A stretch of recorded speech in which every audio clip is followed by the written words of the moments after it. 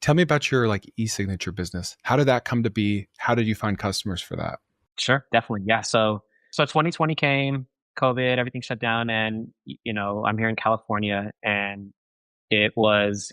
I honestly, part of it was I wanted to test myself. I said I've had so by then I believe it was 3 years old. I don't remember what we were doing in revenue at the time. Maybe we were at 2 million ARR, something, some small millions in ARR. I said, you know what? I said I want to see if I can test myself and if I can build another SaaS company.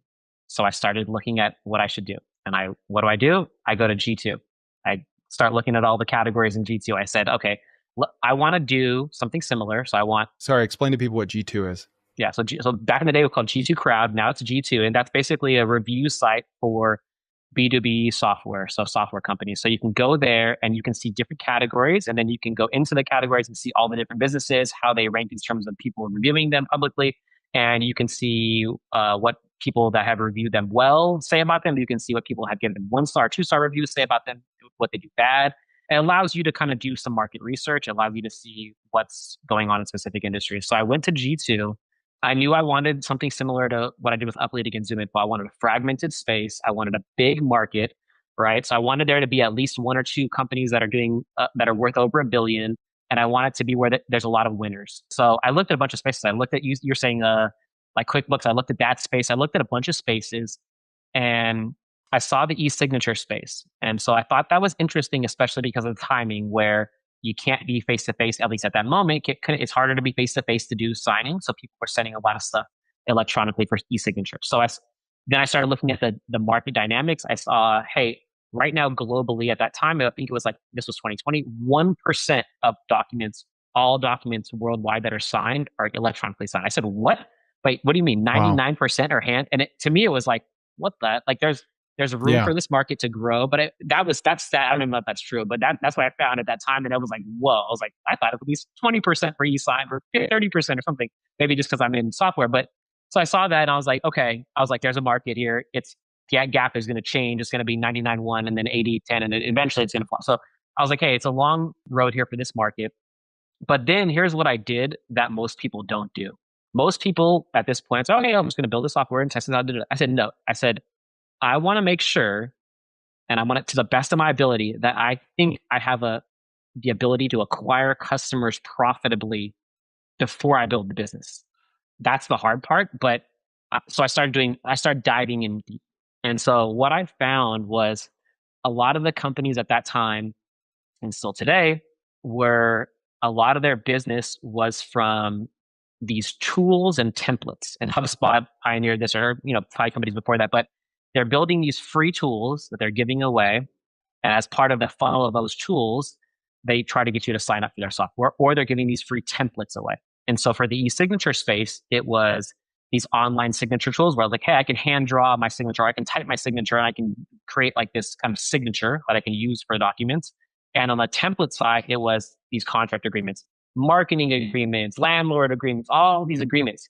So every company, or most of the companies in that space were doing this, and they were SEOing for these phrases. And so I knew at that time I had an SEO advantage because at that point I had driven, I don't know, tens of millions of website visits from all the sites I've built through all this time. I've done a lot of gray hat, black hat SEO, learned a lot from it, moved completely to do just things by the book, and had a lot of success doing things by the book, especially now than for Uplead.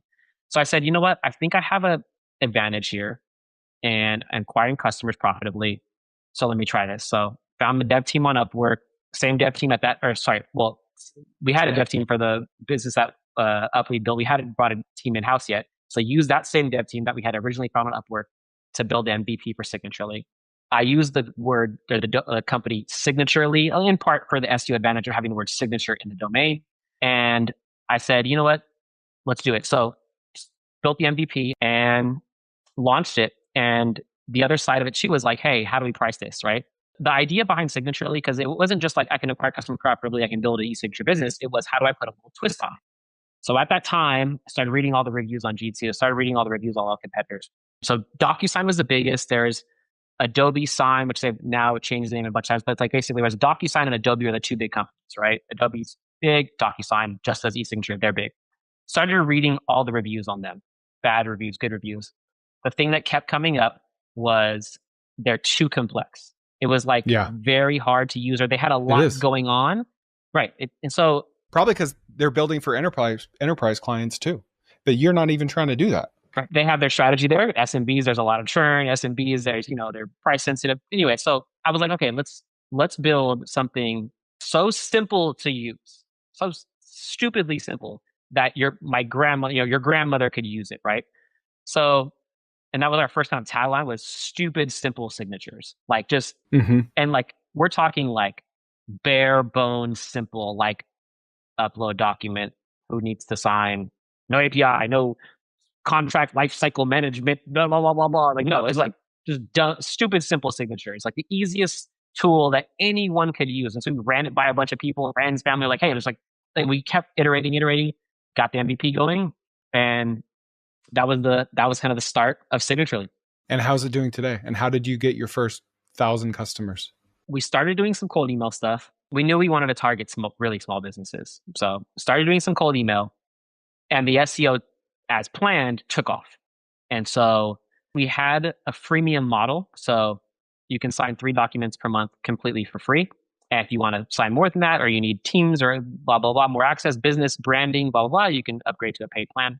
And it started taking off crazy, but from a free level. So revenue wasn't crazy. Revenue wasn't like Uplead where it's like first year, million ARR, and the second year. It wasn't crazy, but the user base was crazy. They loved it. And they also most of them didn't need to sign more than 3 documents per month. These were just like mom and pop shops that were using it here and there. And so we started growing in users really quickly. I think we had maybe over 100,000 the first year or two. I put most of my time into Uplead because that's the bigger business. So I wasn't putting a lot of time into this, and it was continuing to grow. And it still is today. So today we have 1.9 million users. I think we're going to pass 2 Dang, million any minute now, that's probably. crazy. But 99.x% of those are on a free plan. They're free users that use the platform, love the platform, and we get a ton of traffic. We probably get 800,000, 900,000 visits per month to the website. And a big part of that is the tools and templates that we built. Those drive a lot of traffic. Those people go through a funnel. So it's not a huge business in terms of revenue, but it's a big business in terms of a user base that loves it. We eventually moved to a free trial model where you put your credit card, there's a free trial. If you don't cancel within 7 days, you're getting your bill, and it's a free trial model. So we eventually moved to that, which bumped the revenue up a little bit, but not drastically, because a big portion of these people want the free. So we still have free, like a backdoor offer to a freemium plan. So it's a great business. And I always looked at it like, if I build Uply big enough one day and I do want to sell, which I don't want to sell right now, and I get offers all the time, I don't want to sell. But if I did at some point, and I would have this other business I could pivot to and put a lot of my time in and energy to, and that's already built, has a base, and it has some customers, and so I could push and really grow that. And that's how I look at that business. But yes, a great business and great customers, and we're still building, and we're excited to keep, keeping it simple. We have an API now, we have things now, but still keeping it very simple and offering the best support to our users and helping them get documents signed and moving away from DocuSign. Yeah, that's amazing. You might not know this, but this is not my full channel. If you want to watch the full episode of the segment that you just saw, go ahead and check this out or the link in the description.